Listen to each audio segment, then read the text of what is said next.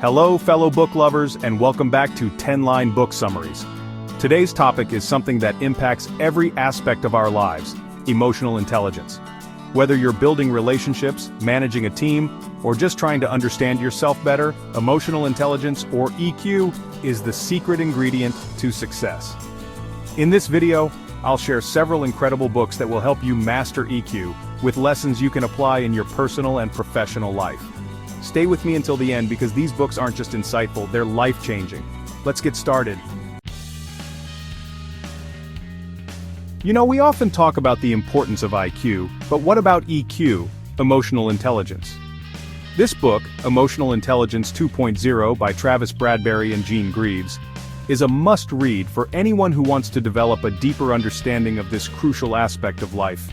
Bradberry and Greaves break EQ down into 4 simple yet powerful skills: self-awareness, self-management, social awareness, and relationship management. Think of these skills as the building blocks of strong, authentic connections with yourself and others. What I love about this book is its practicality.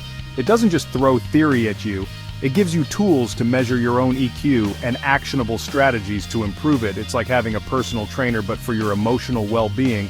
For instance, the authors emphasize the importance of pausing before reacting. We've all been there, right? Saying something in the heat of the moment that we later regret. This book gives you the tools to hit that pause button, to become more mindful of your emotions, and to choose your responses with intention. Here's a takeaway that really resonated with me. Build your self-awareness first. Start small. Pay attention to your emotions throughout the day and how they influence your decisions.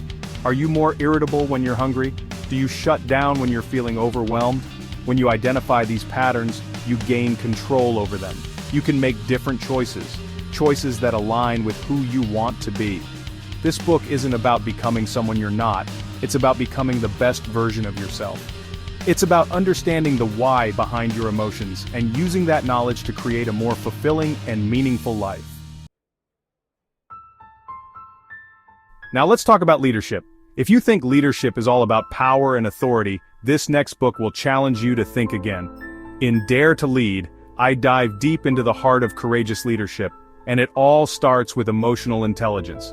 The best leaders, the ones who inspire and empower their teams, are emotionally intelligent. They are empathetic, vulnerable, and willing to have hard conversations. They understand that true leadership isn't about being perfect.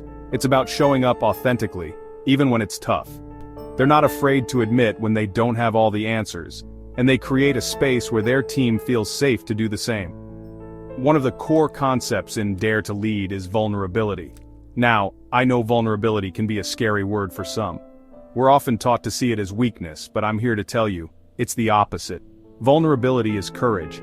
It's the willingness to be seen, to let down our guard, and to connect with others on a deeper level. Here's a takeaway for all the leaders out there.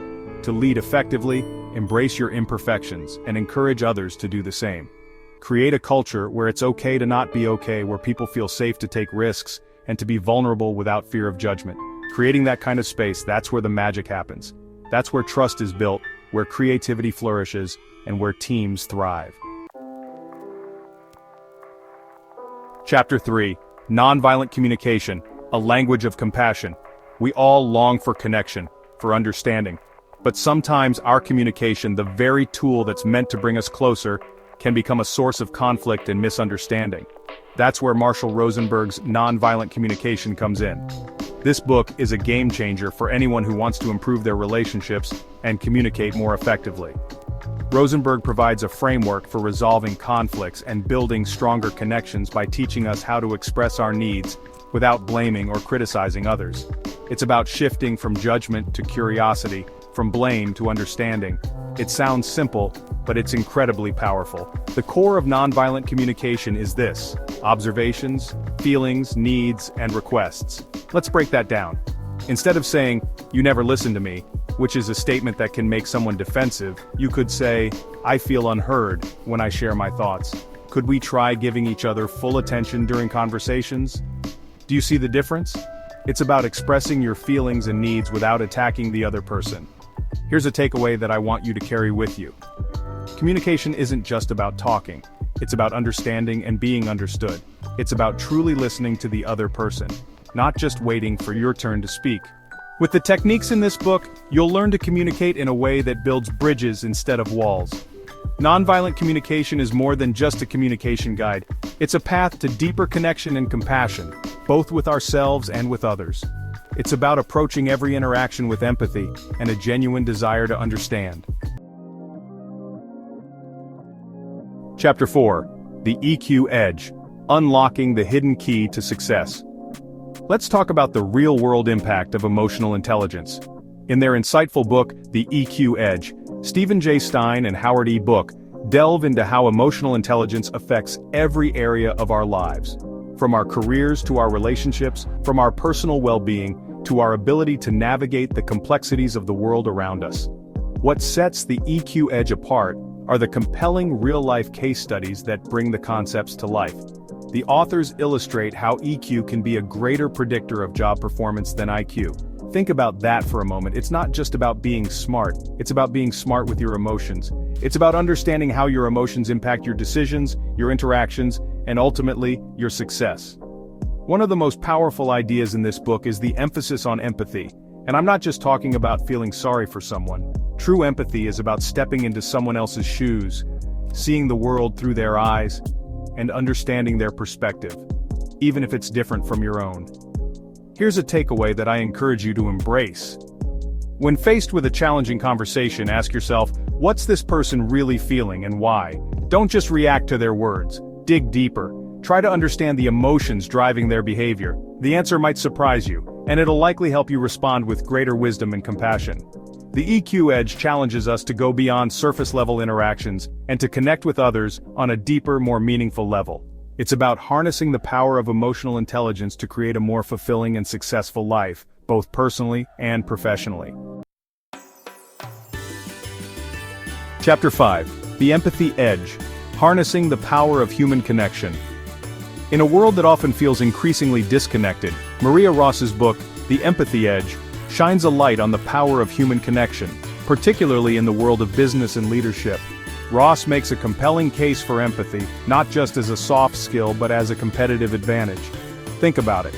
Empathetic leaders are the ones who build loyal teams, inspire innovation, and create a culture where people feel seen, heard, and valued. They understand that people are the heart of any organization, and they lead with compassion and understanding. This isn't just about being nice. It's about creating a work environment where people can thrive. One of the key takeaways from the Empathy Edge is how empathy can actually boost creativity. When leaders take the time to understand their team members' perspectives, to listen to their ideas, and to value their contributions, they unlock a wellspring of creativity. They create a space where people feel safe to share their ideas, to take risks, and to innovate. Here's a takeaway that I want you to remember. Empathy doesn't mean always agreeing. It means being curious about others' experiences, and using that understanding to build stronger relationships. It's about recognizing that everyone has a story, everyone has a unique perspective, and that those perspectives are valuable. The Empathy Edge is a call to action for leaders and organizations to embrace empathy as a driving force for success.